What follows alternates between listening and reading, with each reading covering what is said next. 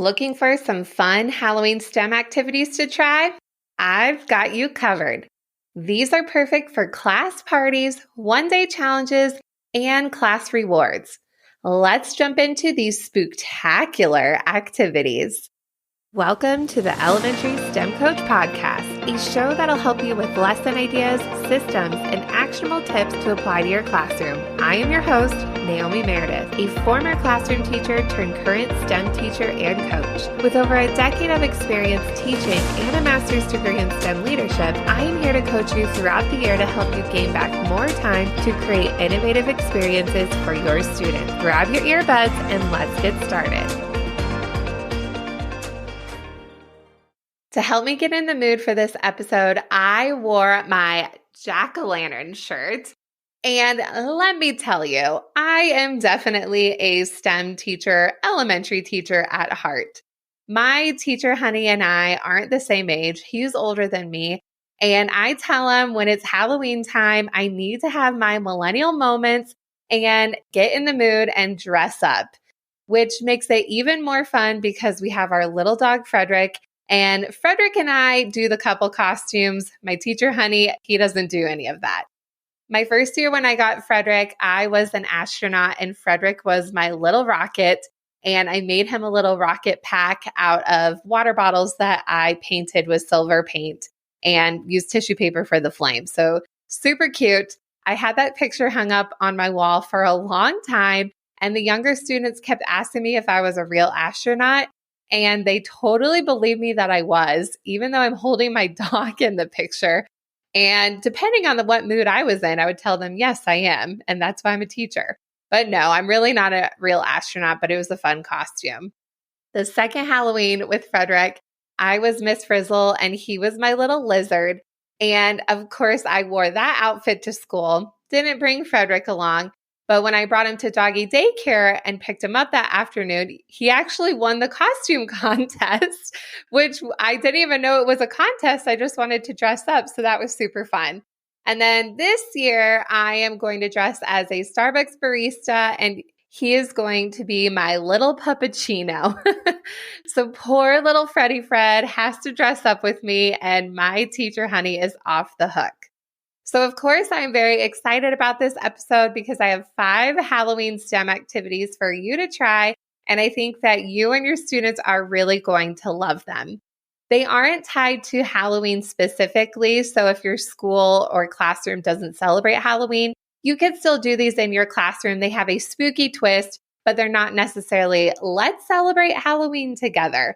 So you can still implement these in your classroom no matter what your school or classroom celebrates. Also, if you're looking for more activities, I have 5 different STEM challenges that I talk about in episode 23, and they are all about fall. So you could do all of these Halloween themed ones and all of the fall ones and just have a fun STEM themed classroom experience. The first Halloween STEM activity to try is monster mouths. A lot of times when I am getting inspiration for my holiday themed STEM activities, I like to browse the Dollar Tree and the Target dollar section to help me give ideas. Also, it's a good excuse for me to buy some things, so that's pretty fun too. For this challenge, you will need those plastic vampire mouths, googly eyes, and Lego bricks. You can definitely tie in a monster themed story. One of my favorites is I Need a Monster, and the book itself is so cute, but there also is an adorable little animation of the story that I will embed in the show notes that you should definitely watch with your class. It's a little spooky at first, but then it's just a happy, cute ending. So I've even showed it with kindergarten, and they're a little bit scared at first, but then they're okay. So after reading this story, you can have students create their own monster. You can have them start building right away, or they can plan their design. And the creations are absolutely hilarious what they come up with. What makes this quite a challenge is they can't use any tape to tape on the monster mouth. They actually have to engineer a way for the teeth to be held by the Lego bricks. Students have such creative ideas, and it is so fun to take pictures of their creations and send those out to families in Seesaw, Flipgrid, or whatever platform that you use. And if you only have a small class of kids, you can let them keep those little vampire teeth. Or like me, when I teach all the students in the school, I do have to take them back.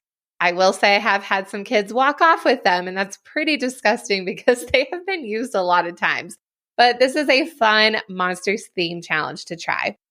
The second Halloween STEM activity to try is jack-o'-lantern coding. Back in that fall episode, I talk about the importance of having a grid for students to code their robot to. So make sure to go and listen to that part. But for this one, you will want to have a grid for your specific robots and have a dice that have different faces of jack-o'-lanterns on them and different sizes of pumpkins. Likewise, those same images you can have printed out on cards that are mixed up and spread all along the grid. Students will roll one of each dice, so one dice with the jack-o'-lantern face and one dice with the pumpkin size.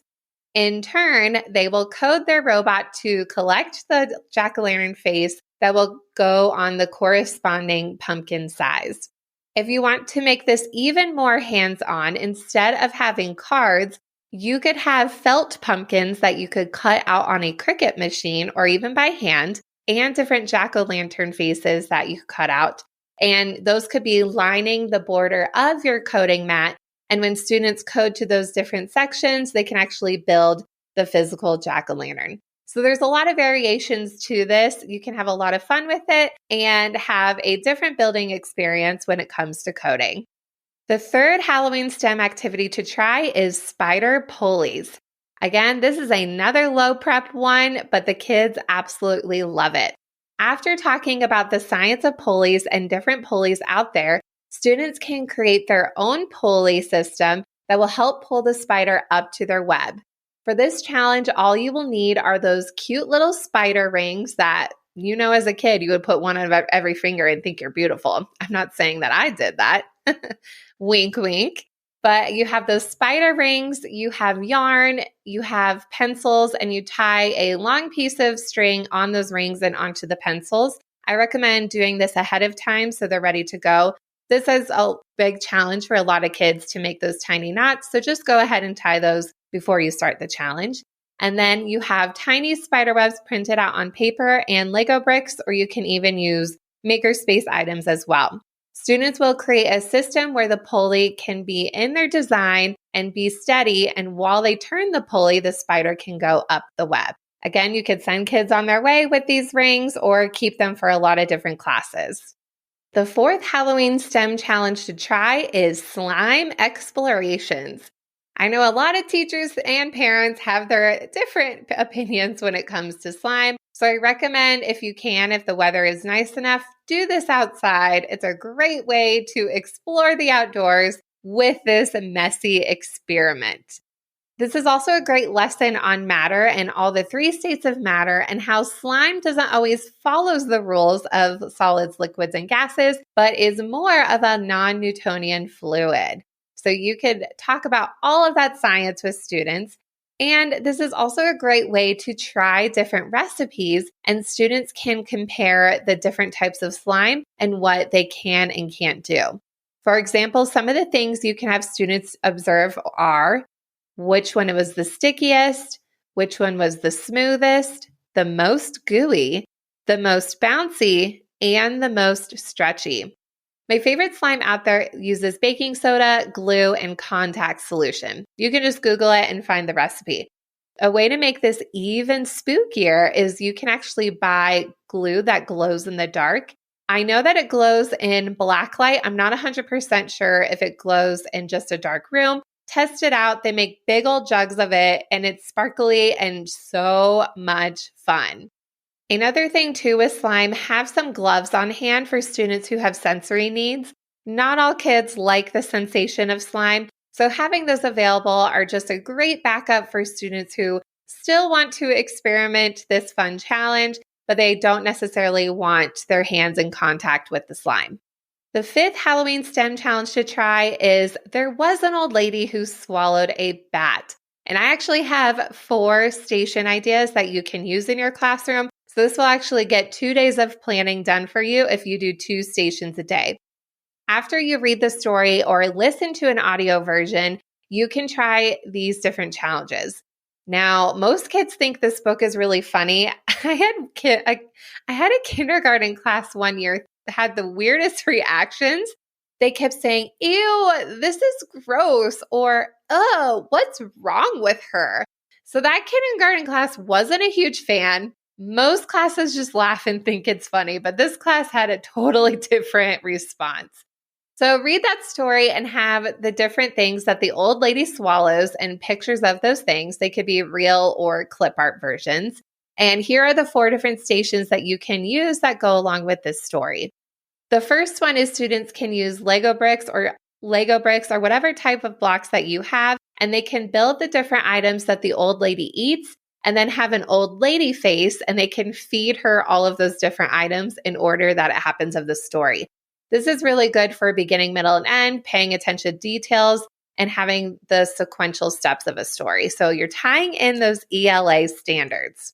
The second station, you can add in some robotic coding, and you have the different pictures of those things that the old lady ate, and students can code to those different items in the story in order that they happened. The third station that you can have is students can create pixel images of those things that the old lady ate. My favorite way for kids to create pixel art is using the boards that are from the Bloxels kits. I will link this in the show notes for you. Bloxels actually has a paid subscription where students can use the images that they create on the board and then put it into a game that they can create. I actually don't buy the subscription. I just really like the boards, and the kids love the little pieces. It's great for fine motor skills and being able to see a big picture and break it apart into sections. The fourth station that you can have that will go along with the story is students can build the different items that the old lady ate using digital blocks that are in Seesaw or ones that you can create in Google Slides. And you can even have students graph the amount of different blocks that they use. For example, if they create a bat using specific pattern blocks, they can graph how many of each type of block that they used in their design. So you are adding in that math piece. As a recap, here are the 5 Halloween STEM activities that you can try in your classroom. First are monster mouths. Second, jack-o'-lantern robot coding. Third, spider pulleys. Fourth, slime explorations. Fifth, there was an old lady who swallowed a bat STEM stations. Also, I would love to invite you on over to my Ultimate STEM resource library, where these challenges and even more October-themed STEM challenges are there for the rest of this month, and other fun bonuses as well. You definitely want to jump in on this membership because there are some awesome changes coming up for 2023 that I definitely don't want you to miss out on. Thank you so much for being here, and have a happy Halloween. Thank you so much for listening to today's episode of the Elementary STEM Coach Podcast. I would love to connect with you over on Instagram at NaomiMeredith_, or send me an email to elementarystemcoachpodcast@gmail.com. Also, make sure to check out my website, NaomiMeredith.com, to see all the show notes from today's episode and shop my K-5 STEM resources. Any questions you have, needs for resources, or ideas for episodes, get in touch. I'll talk to you soon.